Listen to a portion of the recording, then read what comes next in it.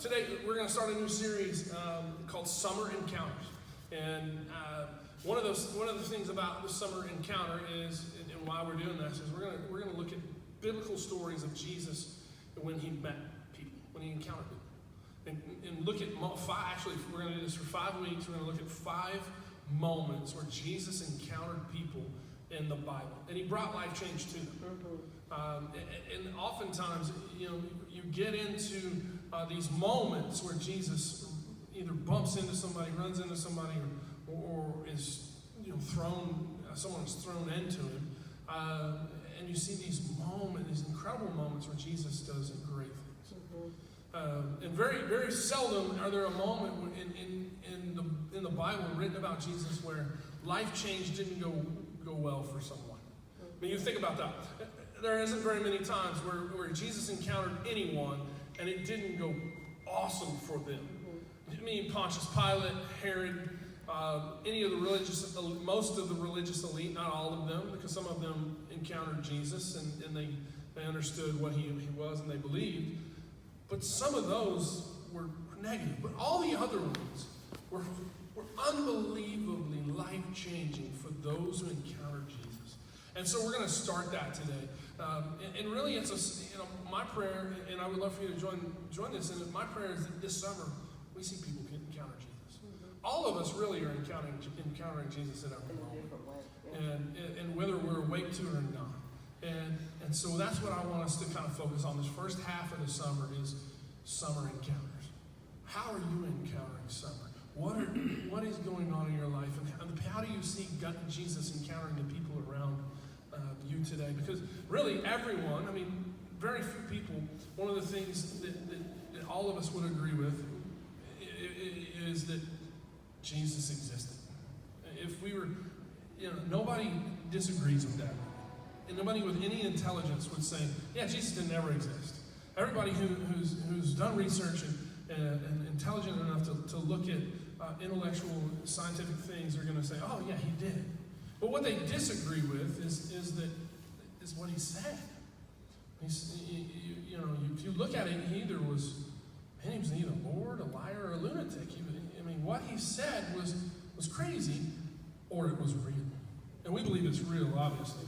But there are people who don't know the truth, who need to encounter that. And we don't know, where Jesus is at and where he's going, and we get to just ride with him. And so it's a lot of fun. But everybody's story is different. All of us encounter Jesus some way, but our stories are all different. Every one of them are different. They may shape and look the same, but they're all different. All of us encounter Jesus in some different way. Some of us encounter Jesus like Paul, and it was quickly and immediately. Some of us encounter Jesus, and it's a mini decision, and many times where they run into, and then they decide, okay, I really want to follow Jesus. Others, haven't gotten there yet, and we're praying that they will. And so our discussion question today is simply, how did you meet Jesus? And when did you start to follow him? That's our question for today. We're going to spend a few minutes talking about that. I met Christ for the first time on a summer encounter, just like you. I was 9 years old. I was at a church camp. My parents signed us up, all of my siblings, for a camp in Iowa City, Texas, at Camp Chaparral. And man, I had a blast. But the last night, listening to the speaker, it kind of clicked with me. It kind of just spoke to me. I understood Jesus' sacrifice and what it meant for him to rescue us, and what he did to it, to do that, and then what it meant for me to choose to follow him, and how to follow him. And I remember they gave the little invitation, and I went down front and met with this college kid, and didn't really understand everything, but I knew that I wanted Jesus. And I knew that, man, for more than, because I had head knowledge, but I didn't have that heart knowledge, and my heart was just overloaded, pounding, and it felt like it was going to blow up if I didn't tell somebody, hey, I think I understand who Jesus was. And so that was my first encounter, was I was 9 years old. It was August 8th of 1988, so that's kind of easy for me, 88. What is that? Is that significant with y'all's family? I got baptized on August 8th. Yeah, there you go. 2000. 12 years later. 2000? So, yeah. So I'm 30 years old. I'll be 31 August 8, 1988, plus a few more years. I'll be 40 this year. But that's kind of where I met Jesus, is a summer encounter. And I'm excited about this summer, is to see people come to know Christ. And we're doing a bunch of things that we want to encounter people and give them a reason to follow and come join us. So anybody that comes, man, that's exciting. My goal for us, it may be a short goal, it may be short-sighted, is to touch 500 people this summer with just moments where we encounter them. And really, this weekend, we'll talk about it as the Liberty Hills showing Coco the movie, and they've asked us to serve popcorn. And so we'll do that. I need to visit with them, but I think we'll give something away and have somebody register for that, and just say, they can register it that says, hey, my name is this, and I want to win, or hey, this is my name, and I'd love more about Hope City. And if they click more, I want to know more about more City, we're going to count that as one of our 500 that we touch people who need Jesus. And so, that's kind of the summer goal, is to encounter a whole bunch of people. And we'll do that through sports camp and other various things, and I'm really excited about what that means. But man, we're going to walk through stories of Jesus, encountering people. And anytime you do that, other people encounter real stories about Jesus and what it means and what Jesus is. And so today we're going to be in Luke 5. It's actually recorded in 3 different gospels. And so, but Luke 5 is the one we're going to read from today. If you have a Bible, do it. I didn't put it on here, so it won't be on there today. But basically, I'm just going to walk through. We're going to kind of just slowly walk through it. And I'm going to talk about the verses as we go, as best as I can, and then give you 5 things towards the end of it. But the thing is that what we want to do is begin to look at how you make this story personal as we move through this, and that's what we're going to do. So we're going to be in Luke 5,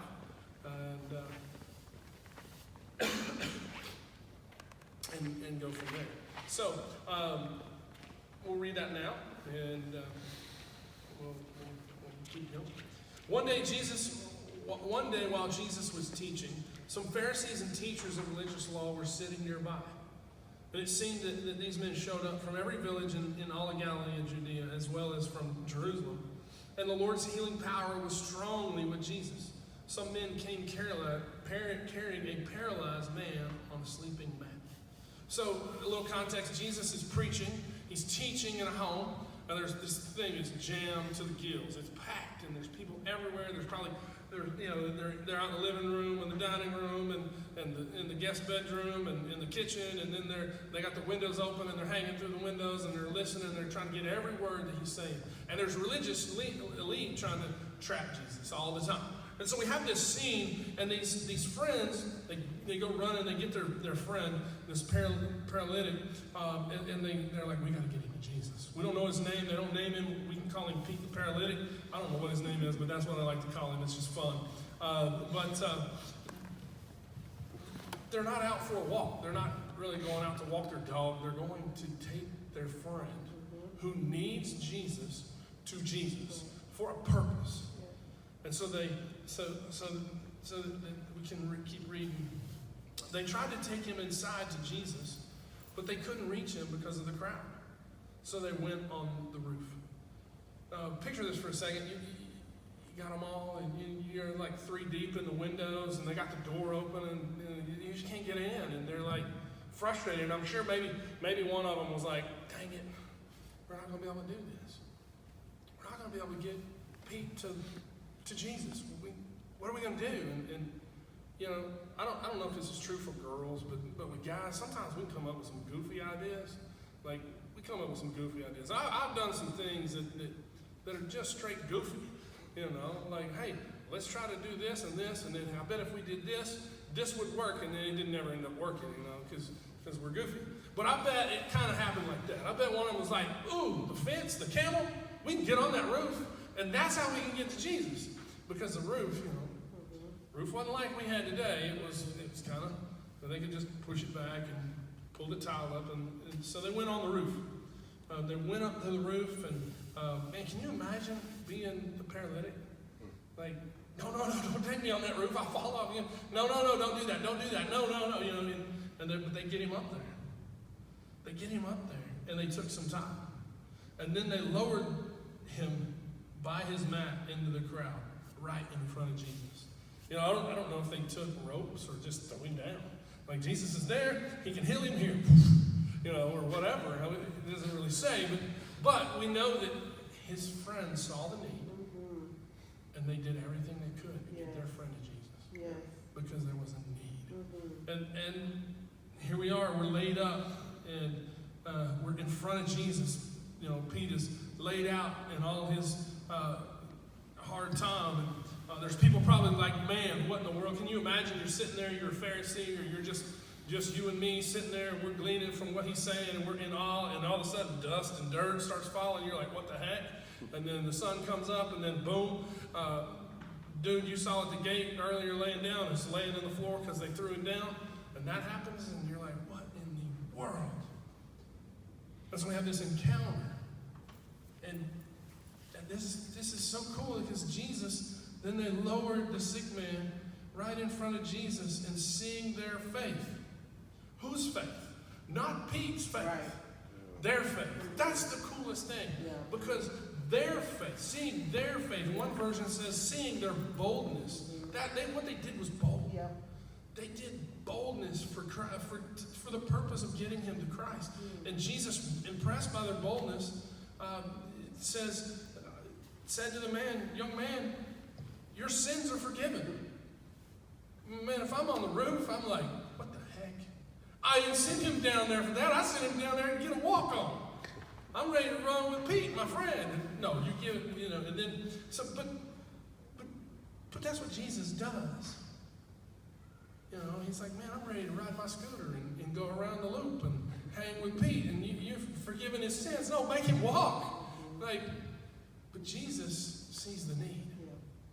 Jesus sees the real need and not just the fake need. And so Jesus says that, and the Pharisees and all the religious elite ideology says, but the Pharisees and the teachers of the religious law said to themselves, who does he think he is? That's blasphemy. Only God can forgive sins. And they kind of had to write because they understood the law. But Jesus, being Jesus, says, I forgive you. And they're like, who does he think he is? Who does he think he is? And Jesus, I love this. Jesus knew what they were thinking. Jesus knows our innermost thoughts and being. We cannot hide from Jesus. You know, sometimes I wish we could, but we can't. Neither could they.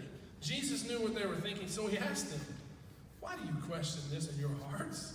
Can you imagine being that Pharisee? You're like, dude, in your heart, you're like, dude, just blasphemy. God's going to strike him dead. He's like, why do you question your heart? But he questioned, is it easier to say your sins are forgiven or stand up and walk? That's what he asked him. Is it easy for me to say your sins are forgiven or stand up and walk? I was perplexed by this when I was little. I was like, what the heck is he meaning? Like, I don't understand this. Like, just say get up and walk. Like, that's easy. Just get up and walk. But the more I thought about it, it's pretty easy for me to look at Stephen and say, your sins are forgiven. Because I gotta know, like, how is anybody in this whole world going to figure out your sins are forgiven? But if I say, get your mat and stand up and walk, that's some pressure right there. But Jesus knows the need. But he also knows the hearts of other men. And he's out to redeem and reconcile all people. And I love this story because you have questioning and reconciliation happen in all areas of all people. And so Jesus says, so I will prove to you that the Son of Man has the authority on earth to forgive sins. Then Jesus turned to the paralyzed man and says, stand up, pick up your mat, and go home. And immediately, everyone watched the man, jumped up, picked up his mat, and went home praising God. Man, how cool is that? Because can you imagine being that friend? You're like, wait a minute, I need more than some healing and the forgiveness in. I need legs and I need muscles. Come on. I brought him here for a reason, not just his forgiveness side. We already forgave him for being stupid. Now you know where we're at, and then he jumps up and walks. And those Pharisees, there had to be some question. But Jesus proves in that moment who he really is. And sure, it's been done before. It's been done, that's what we've seen this before in other places. But Jesus says, you know what? I do have the power for forgiveness. I do have the power to heal. And I see the innermost need, and I can meet those, but also can meet the physical. I also can meet these other needs, these other needs that don't matter as much as the forgiveness side, the spiritual side. Watch this. And he heals them. And so we have this encounter, and notice what our boy Pete does. He gathers up his mat, he jumps up, praising God all the way home. Life changes happen in that moment. And his life is forever changed. And man, what a beautiful, beautiful thing. And when life change happens, I love the end of this. Because life change happens, it's really undeniable. But I've got some friends in my life who I watch them work and grow and know their history, and then I see them come to Christ, and I'm like, wow. Even me, even where I'm like, man, how did that happen? How did he go from this to this? Because Jesus had the power to change. Yes, he does.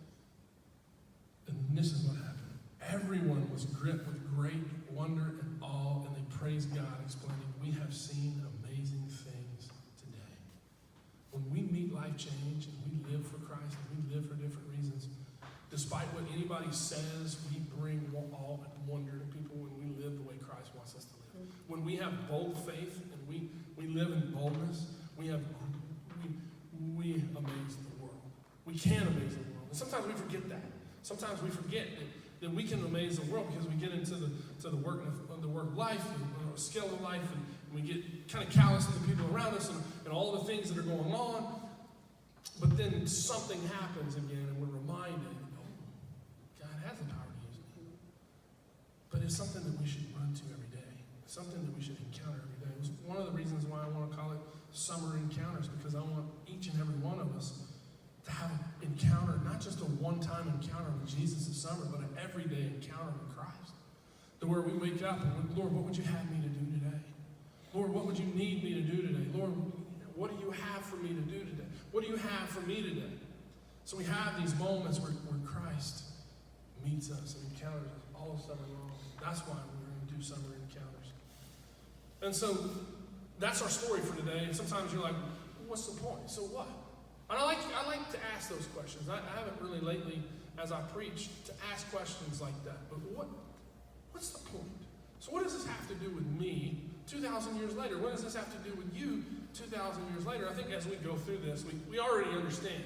I mean, we're mature believing Christians. We're growing Christians. We have an understanding of what this biblical scripture means. But let's make it personal. And maybe this doesn't work for you, but I think it does. Even where you're at, even if you're like me, I've been walking with Jesus for nearly 31 years. Some of that's good, some of that's bad, some of it I run from, but oftentimes I find myself in the same place, needing help, lost and wondering, how did I get here? How did I let Jesus go? How did I get over here and Jesus over there? Like, we know that he's right there, but I don't feel him. It's kind of like that song. You love me even though I don't feel. How do I get my feelings back? How do I get that fire back? How do I get that burning back? And so maybe that's all of us. And I think some of us all get there. But here's the thing. I want to give you 5 things. And I think this works with believers and non-believers. This is first, identify your roadblocks. Identify roadblocks.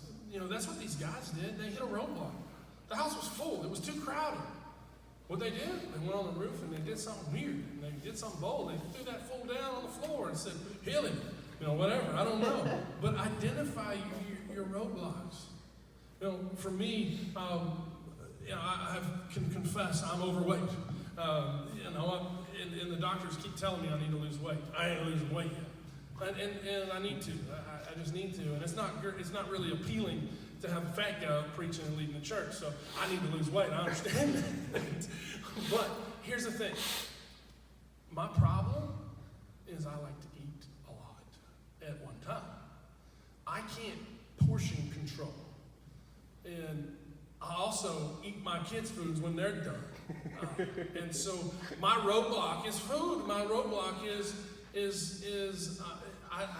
to be honest, man, I don't go to buffets because I can overeat a tremendous amount. And oftentimes, if I do go to a buffet, I always say, Lord, forgive me for what I'm about to do. And that's my sin. That's I got other sins too, but maybe that's you. You're in your own sin. You're like, Lord, forgive me for what I'm about to do. Hope you're not looking. Yeah. And then, but that's my roadblock. I identify my roadblock, and I don't go there. There's other roadblocks in my life with food that I need to probably identify a little bit more. But it doesn't. That's not the cause or the issue or the reason why I overeat. It's just a roadblock. Yeah. And so in this, recognize your roadblock. Luke 5, when these guys encountered that roadblock, that house full and the wind, they went to the roof. They did drastic things. So what is it that puts you in a place that you don't have the feelings, or you don't have the fire, or you don't have the burn for Jesus, or what is your roadblock? What is that? Identify that. When it comes to your spirituality, what roadblocks do you have? So identify the roadblocks. When you identify the roadblocks, you got to get rid of the excuses.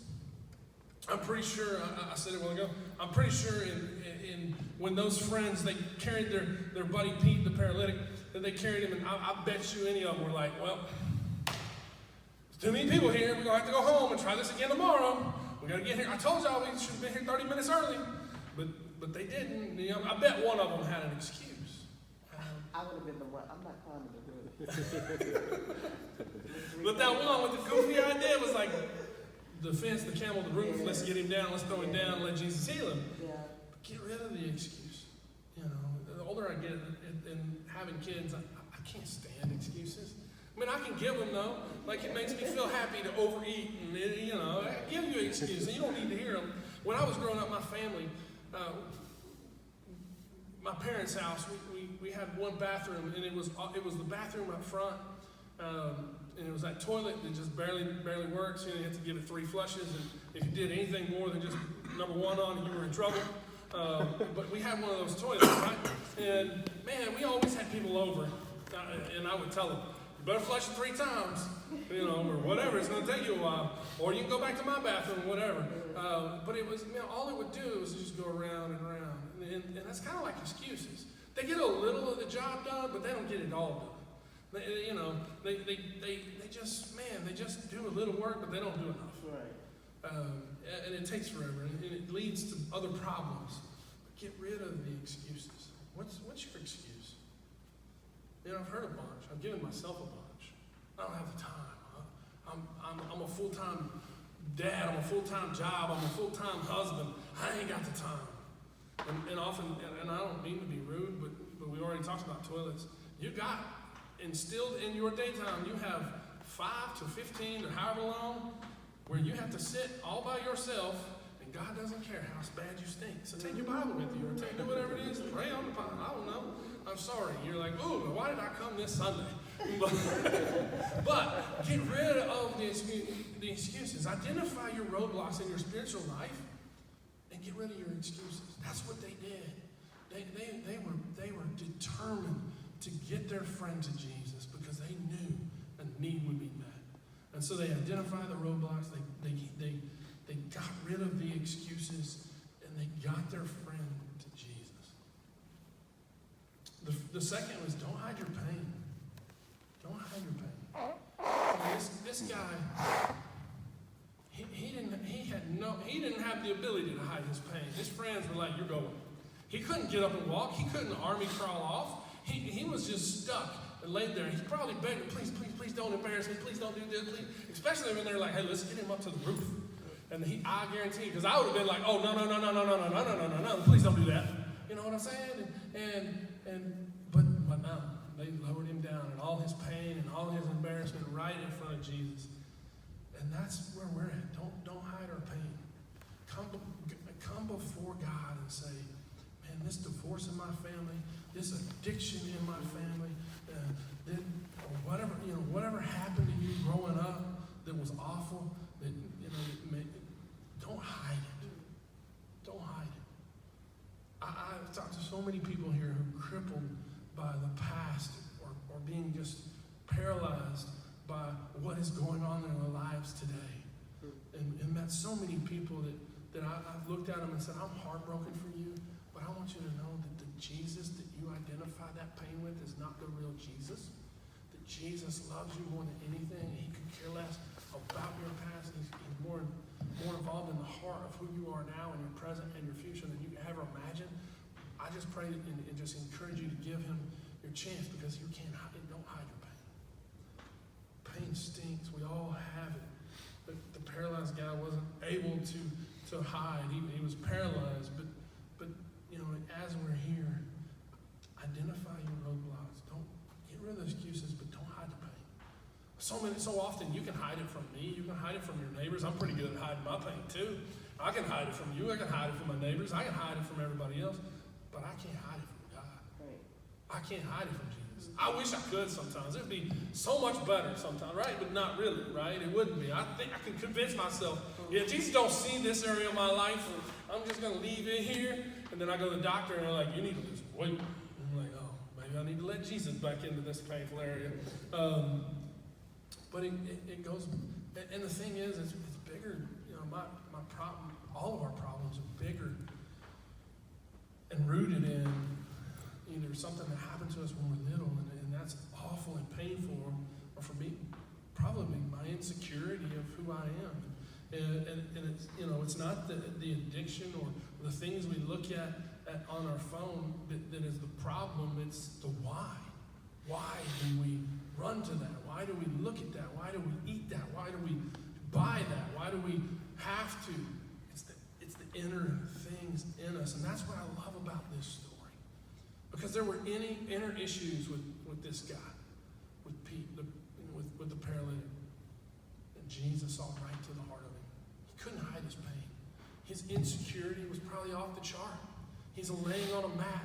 All his life, he probably was called far worse than I could ever say from the pulpit, and he's insecure, and God says, I forgive you. I love you, I forgive you. And it doesn't matter what you've done or what you're doing or what you're going through or what has happened to you. God looks at you the same way and says, I forgive you. I love you, and you matter. Don't hide your pain.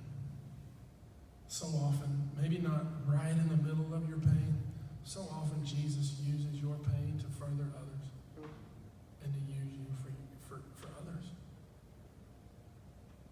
Man, I love that. Because our deepest need in life, your deepest need, everyone outside of these windows in this world, their deepest need in life is to be forgiven. That's their deepest need. That's what most of us are all trying to discover. Are trying to fight.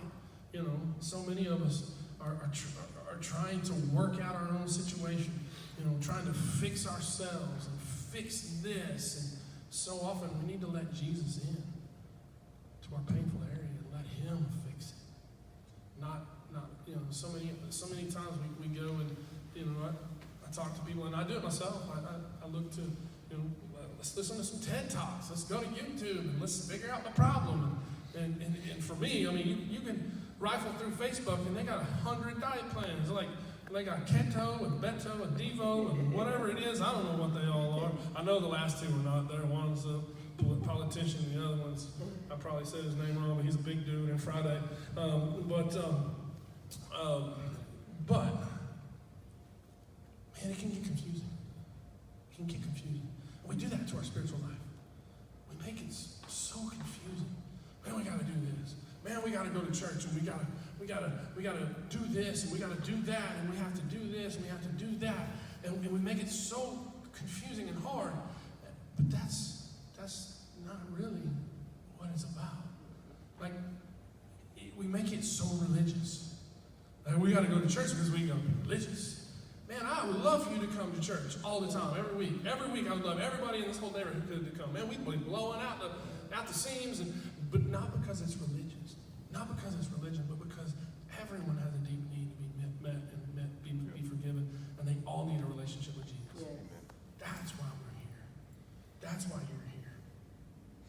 Because we need Jesus. Because we need a relationship. And you may say, I don't understand that. I don't understand how he can do that. And so it can't be true. It can't be true because I don't understand it. No, it can be. My son doesn't understand he's 6. He doesn't understand how to divide and subtract. That doesn't make it not true, right? He knows how many chiclets he can put in his nose, but he can put 6 or 7. But he does not know how to multiply. But that doesn't make it true. Just because we don't understand it doesn't make it true. Just because you don't understand how God can love you doesn't make it not true. God loves you. So if you start revealing your pain and getting rid of the excuses and identifying your roadblocks, express faith and experience the miracle of forgiveness. When those guys lowered him down, all Jesus said was, impressed by their bold faith, he said, young man, your sins are forgiven. Not because of the paralytic's faith, which is crazy. It was the friends. Sure, did this guy probably have some faith? Yeah, at this point, he's like, I need healing. But it was their faith, who brought forgiveness and healing, expressed through their faith. You know, so many times, we want to fix our own, but let Jesus fix us. You know, it doesn't matter who we are. Whether we're skeptical, we're kind of seeking, or we're on fire. We all need Jesus. We all hit places in our life where we don't understand, or we don't feel, or we don't do right. And I recently was telling a buddy of mine, talking about his faith walk, and he just didn't feel it. He didn't feel it. He's pretty new in his faith, and I was like, man, you're married, right? And he's like, yeah. And I said, do you feel like loving your wife every day? He's like, no. And I said, are you still married? Are you still in love with her? Yeah. Okay, that's a commitment, right? Yeah. Well, you've committed to follow God, right? Yeah. You're not going to always feel it that way. But most of the time, it's my issue. Most of the time, it's us. It's not Jesus going, I just don't feel like loving you today. No, he's always there. He's always ready. He's always ready. And man, it was their friends' faith. And that's who I want to be as a church. I want to be the friends. I want a room full of people, and we do have more than 4 or 5 of us in here sometimes. A lot of them are out this week. But I want a room full of people who say, man, I got friends and they need Jesus. I need to do whatever it is to get them to Jesus. Because, man, if we're going to grow, that's how we're going to grow. Because let's be honest, man, when you need life change, people are in all of it. They want to know why. And oftentimes I get that question, why do you do what you do? Man, I'm in awe of what you're doing. What do you do? And some of them aren't even believers. Well, you know what? You should come hang out with us. You would like it too. But man, and the 5th thing is this, and this is easy. Live in a way that represents a changed life. Live in a way that represents a changed life. And that's what he did. What did he do? Pete wrapped his mat up, jumped up, and praised Jesus all the way home. Probably forever. Yes. I mean, I've had LASIK surgery, Yes. and I've gone from not being able to see the big E, and now I can see unbelievable amount of stuff. I can read the sign way over across the street. And I know what life change, that physical life change is. Yes, sir. And I'm thankful for it. My dad paid for it, and thank you, Daddy. If he ever watches this, thank you again and again and again. But imagine if it was Jesus who healed you. Or just one person that looked at you and said, you know what, you got this issue. Now you don't. How unbelievably thankful would you be? And you would live and represent in a changed life way. And that's who we are. We're change agents. We really are. As believers, we're change agents who are here to change the world. When we take on and we decide we want to follow Jesus, we become followers of him. Jesus in the Bible says we are fishers of men. What we are is we are change agents. We are bringing change, hope and change from Jesus. That's why we call ourselves Hope City, as Jesus is our hope, and he's building a new city in our life, and in our world, spiritually and physically, really. And so, really, the thing is, represent change life. More than you wear your Dallas Cowboy polo or your Cardinal shirt, or the Pokes won last night, by the way, and they came back and won in baseball. It was incredible. I'm a Tech fan, and they whooped up on Army, and they whooped up on Florida today. But more than people identify me as a Tech fan, they need to identify me as a Jesus follower. I need to be displaying that to my family. I need to be displaying that to my neighbors, and the people that I work with, and the people that I live with, and the people that I come in contact with every day. Man, even if it's the gas station attendant who I go in and say hello to every week, because I gotta get gas. And people be stealing my debit card if I don't go inside and give it to them. It drives me nuts. But the thing is, live in such a way that changed life is represented. Man, that's hard sometimes. That takes some responsibility sometimes. But what Jesus gave us was not just a simple free gift. It is a free gift. But it also comes with responsibility to display that. And it's not, you can do nothing to get grace. I mean, nothing. You can't work yourself into forgiveness. You can't, grace. But after it, what I've said this before, and we'll wrap up, is when you sit at the table with Jesus and you eat food and you experience life with him, you want nothing more than to become just like him. And that's what I'm talking about. Man, I think if all of us, if you and I could go and sit at Dos Salsas and have a conversation where you are spiritually, we can see God working in your life. And man, even if you are not a believer, I've pointed out and talked to people and listened to their story, and I've seen God work in some crazy ways that I can't tell right here, but we can talk later. And God, man, he's working and moving in people's lives.